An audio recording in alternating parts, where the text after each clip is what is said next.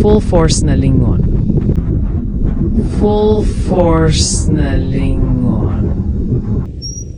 Habang kami po ay nag-travel papuntang bahay ni Tropa, meron tayong nakasabayan na Rusi Rapid 150 na nakasticker na Yamaha Aerox 150. Shout out naman kay kuya na ayaw magpa-overtake.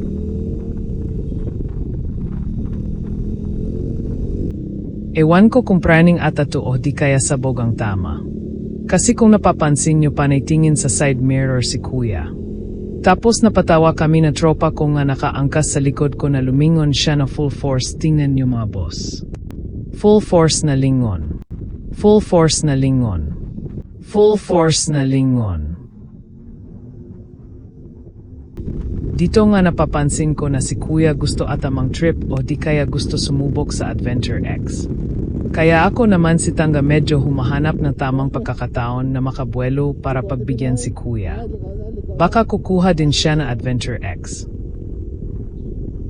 Kaya nga pinauna natin si kuya at pinagbigyan na lang sa gusto niya na mangyari.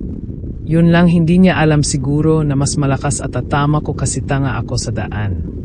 Kung ako makakasabay mo sa daan lagi akong game kahit matalo man ako, ha. Shout out na lang pala kay kuya nga naka Rusi Rapid 150. Bawi ka na lang next time. Sa mga tropa dito pag nakita mo ko namimigay din ako ng sticker. Ride safe set in mga boss. Shout out to you guys.